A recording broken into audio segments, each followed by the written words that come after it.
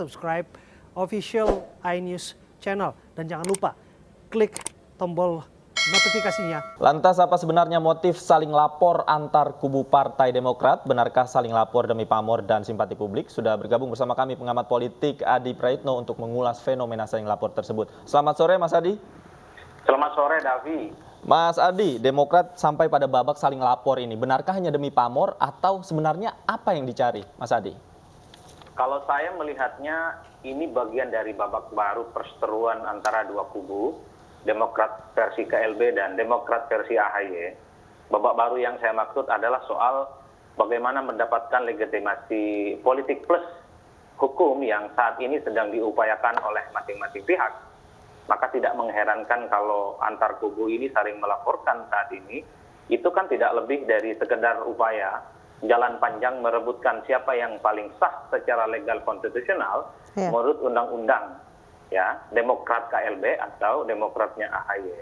Ke depan saya kira akan lebih mengemuka faktor hukum ketimbang faktor politik, karena apapun klaim-klaim politik yang dilakukan oleh dua kubu ini nyaris tidak ada artinya jika legalitas SK Menkumham terutama itu diberikan kepada salah satu pihak, gitu ya, entah itu versi KLB maupun kubunya AHY. Jadi ini adalah sebagai bagian dari jalan panjang untuk merebut siapa yang sebenarnya akan mendapatkan legalitas formal sebagai Partai Demokrat yang diakui oleh negara nantinya. Ini wajar karena memang perseteruannya cukup serius, cukup sengit. Jadi ada statement-statement yang dianggap melukai dan mendiskreditkan salah satu pihak. Sepertinya ke depan juga akan berujung pada pelaporan polisi. Padahal kalau saya mau jujur, kalau kita mengacu pada undang-undang partai politik, mestinya dualisme kepengurusan partai ini diselesaikan di Mahkamah Partai. Jadi proses-proses hukum entah itu di pengadilan ataupun di Kemenkumham mestinya tidak dilakukan, di stop dulu sehingga muncul ada gitu ya keputusan resmi dari Mahkamah Partai. Itu ingat loh, Mahkamah Partai itu adalah amanat undang-undang partai politik. Mestinya Menkumham saat ini sekalipun ada ajuan dari kubu KLB soal pengesahan partai, prosesnya itu tidak dilanjutkan.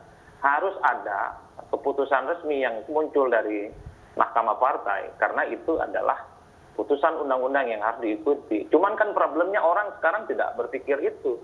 Langsung jumping bagaimana SK Kemenkumham itu diberikan kepada salah satu kubu. Inilah yang kemudian membuat kenapa saling lapor terjadi belakangan. Kubu AHY maupun kubu KLB ya. Baik, Mas Adi, kalau lihat dari pernyataan kedua kubu di media, kemudian saling lapor, masing-masing versi Partai Demokrat atau masing-masing kubu ini berlomba-lomba untuk mencitrakan diri sebagai korban. Anda melihatnya itu apa tujuannya? Ya, ini kan bagian dari tawuran opini yang nggak selesai, bahwa ada upaya untuk mendapatkan simpati publik yang cukup berlimpah. Kira-kira siapa yang sebenarnya paling legitimate secara politik mendapatkan dukungan secara mayoritas dan siapa yang tidak. Sehingga upaya-upaya untuk menggiring siapa yang salah, siapa yang mengkudeta, siapa yang memulai perseteruan, itu jauh lebih dikemukakan dengan fakta-fakta yang belakangan itu dimunculkan dengan upaya-upaya melakukan pelaporan-pelaporan kasus-kasus penting yang dinilai berkaitan dengan hukum. Jadi ini tawuran opini sebenarnya yang menurut saya saat ini juga tidak terlampau penting. Apa gunanya berebut klaim paling benar sebagai satu kubu kalau akhirnya SK Kemenkumham atau pengakuan negara terhadap salah satu kubu tidak diterima. Jadi kalau mau sebenarnya fokus saja bagaimana untuk mendapatkan SK Kemenkumham yang dianggap sebagai legalitas dari partai nanti yang akan dikeluarkan. Di situ maka ini jalan panjang, prakondisi untuk mendapatkan legalitas itu, maka opini-opini kemudian dimunculkan di mana-mana. Ya tujuannya satu, mendapatkan simpati publik. Yang kedua adalah bagaimana legalitas itu diberikan kepada mereka. Ini adalah susunan batu bata, narasi-narasi politik yang sepertinya akan dilakukan oleh dua kubu, yang tentu akan memakan waktu yang cukup lama, Aisyah. Baik. Ya.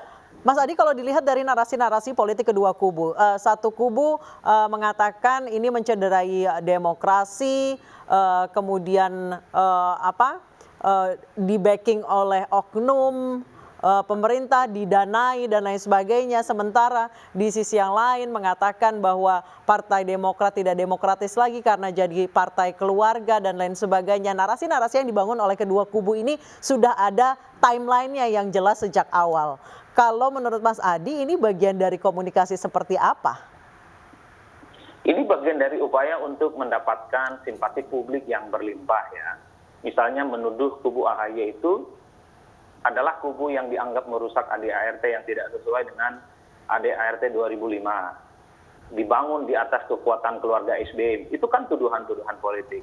Cuman kan pertanyaannya, mana ada di negara ini yang partai politiknya tidak mengedepankan unsur-unsur keluarga. Coba tunjukkan ke saya, adalah 1-2, tapi secara mayoritas partai politik di Indonesia simbolisasinya itu adalah salah satu keluarga tertentu. Jadi saya sering berkelakar, partai politik di Indonesia itu memang mirip kelan-kelan perguruan pencaksilat gitu ya. Ketimbang menjelma sebagai sebuah partai modern. Adalah 1-2 partai yang modern, tapi di dalam rekrutmen, internalisasi dan kaderisasi itu juga banyak kok yang mengedepan keluarga, Oke.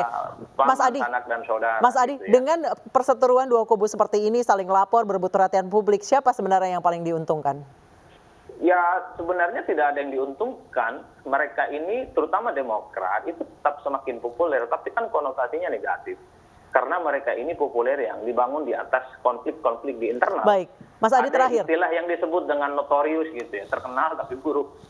Oke, Mas Adi terakhir, siapa yang kira-kira akan di-approve oleh Kemenkumham?